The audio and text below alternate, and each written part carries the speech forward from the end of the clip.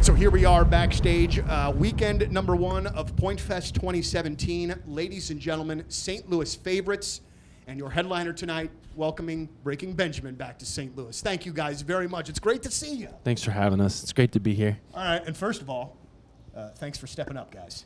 We really, really appreciate it. I'm sure that you guys have been in shoes to fill. Yeah, well, we're happy to. Absolutely. But I'm sure you guys have been in similar situations, unfortunately, where there's been a sickness that's ran through that you haven't been able to fulfill a show, and I know it's got to be a killer when you can't. Oh, I've definitely been there. You know, it's just something out of your control. If you don't have it, it's not there, and it sucks. But I totally get it, 100%.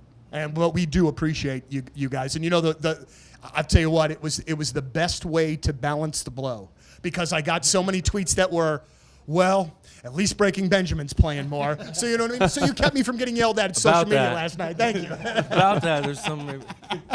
All right. So all of these listeners, we asked our listeners to tweet in with questions for you guys using the hashtag Pointfest. So these are all coming from listeners here. First one is like this one. Where were you and what were you doing when you first heard your song on the radio? Do you remember?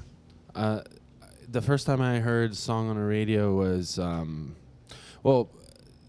before Breaking Benjamin, I had another band, and we were just like teenagers, and I heard one of our songs on a college radio station that we had done. That was the first time I ever heard anything I ever did on the radio, and I was a teenager, and so it was really, really awesome. As far as Breaking Benjamin is concerned, I heard my song for the first time on the radio, like locally in the northeastern Pennsylvania area where Aaron's from as well. And it was just great, you know. What band doesn't want that? It was just surreal. Absolutely. Yeah, so it's just an incredible feeling that you can't really describe. Absolutely. So we move on here, and I don't know if we're going in a special particular order here either, or if I'm just because we've got them on in the back too. I have one to share with Keith. So let's see. We'll move on here. This is from Allie. Allie says, "How has the development of social media changed the way that the band promotes new music?" Social media is huge. I mean, I know that when we go out on tours, like we're just wrapping up a headline tour now, you're able to kind of target different areas and see feedback from shows you played there recently, get feedback from the venues. I mean, it's a way to, it's a double-edged sword because like being that accessible, I think kind of takes some of the mystery things away, which That's why I just post black pictures that are just there's a mistake, yeah. But at the same time, that accessibility can be a good thing because it keeps us connected, and hopefully it's contributed to fans coming back. I mean, we've been really fortunate to have people still buying tickets. So, what do you guys think about that, though? Because, you know, I started going to shows, date myself here, like probably 92 and 93. And there was a certain sort of, the only time you saw them was when you saw them in a magazine, maybe on TV, and then the artwork, which you poured through on the record. So now that, you know, that window's kind of down a bit. Well, I follow Nirvana, and they're not even around anymore. No, I look at it like that. Like, Nirvana was my band when I was, that's like what it all was for me. Like, everybody has their band. It was Korn and Nirvana were the two big ones for me that shaped me as a person, as a musician. So I try to think, and this is the 90s, you know, so I try to think what it would be like now. I think it'd be awesome. I would love to see all these, you know, Kurt Cobain just shooting his own things and posting on Instagram and things like that. You know, that kind of stuff. It would just be really, really cool. More of a window into that person outside of just what you see from the band promotionally. And from a fan perspective, it really gives them an opportunity to reach out to the artist. Like when I was a kid, I wish that I could have reached out to like Kurt Cobain or Maynard, like through that social media, just to you could, let like, them leave a know comment how and that maybe they how would that see made it. me feel. Sure. Were you ever a part of any fan clubs? I never made a fan club. No, I never. I don't know if it was the stamp situation or what. I don't know. Lazy. I don't know. We'll move on here. Ben, this one's for you. How is touring different since the birth of your son? That's from Holly. Well, he's with me, so he comes with us, and we have a nanny that helps out because it can be, like, you know, really hard to have a 2-year-old out on tour with you. So whenever they want to come, which is most of the time, they come, and if they want to sit one out at home, stay at home, then they'll do that. But for the most part, he's pretty much grown up on the road, and he's with me as much as they want to be, which is quite a lot. That would be the way that I would have to do it. He's ready to go home, though. He's been screaming and stuff lately, so it's like, one last show. we'll go into the hotel and he'll be like, "Ugh," like we have to drag him into the hotel room because he's just sick of it already. Right. And I just have to ride the elevator with him for like an hour because that's all he wants to do is get on and off the elevator. So after that, I wear him out, and then we put him to sleep, and it's all good. So. It's still cool to press all the buttons in the elevator, though. That's what he does. He'll just sit there and press the buttons, and then when it opens, he goes in, and I just follow him around, and that's whatever gets him to sleep. All parents know that. You do what you got to do. Whatever you got to do. Yeah. That's right. That's right. Was there a song of yours that you can remember that was particularly difficult to write, and that's from Starla? I'm sure there's more than one, but is there one that kind of sticks out for you?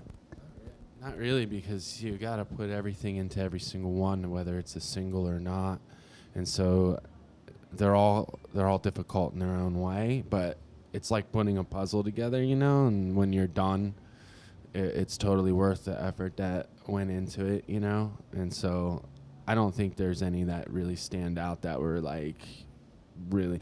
If they get to be that way, I'll probably just stop working on them all together because then it starts to get kind of forced. Well, and that's what I was going to ask. Are you guys like big fiddlers? Like after you think it's done, will you? Definitely within the means of the song. If the song needs something, we'll do whatever it takes to get it to where it's supposed to be. And then when it's there, you know it. You just kind of feel it. Yeah, but we're not going to go George Lucas on it and mess with it to a point where it's no longer what made it what it is. Absolutely. All right, we got one more for you. It says of all the songs that you've written, is there one that's especially particularly sentimental? That's for Keith. All right. Well, as far as, I haven't written too much in this band so far. You wrote a song, the whole thing? All I did was write the lyrics. Well, the music was very sentimental. It was very, very personal to me, the A chord that I put into there. Obviously, yeah, there's definitely songs I've written in my lifetime that, they're straight from the heart and just, and I think songs are better that way when they're real and they're just, not some contrived thing, it's just comes across better when it's real, I think, so.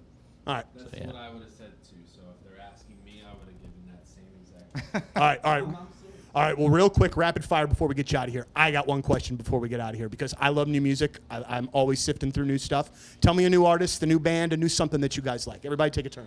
And I know it's a put it on the spot kind of question, but there's got to be something out there. Got to be. As far as like new bands. This is a question Yeah. for Jason. Jason is the one guy in the band who is constantly listening to like the newest stuff. Very So, true. Jason, Fantagram. Come on, you took my answer, dude. That's a great record, though. Come on. Yeah. That. What else? The Kendrick Lamar record. That's not our genre, obviously, but. Yeah, no, I just meant like anything. There's a band called Wage War I've been listening to a little bit, a metal band. I just saw a shirt of theirs today, and I had not heard of them beforehand. Yeah. Man Grenade. yeah, there's a band coming up called Man Grenade that you guys gotta.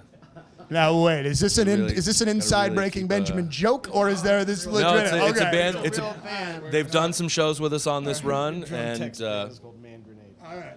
Well, I just couldn't tell. There was a sly smile amongst you, so I didn't know if Yeah. there was some funny. Last night. it's a real band. It's the best band name ever, too. Man Grenade. Well, there you go. You don't get much. You don't get better promotion than that. Listen, gentlemen. Again, I hope that this isn't the last time that I get to chat with you. But I'm just so thankful. We're so grateful that you're here. We're so thankful that you stepped up to play some extra time for us tonight. We're really looking forward to the set. We love when you're here. Obviously, home away from home for Breaking Benjamin. Thank you, gents. We love you guys. Thank you. Thank you. Thank you very much.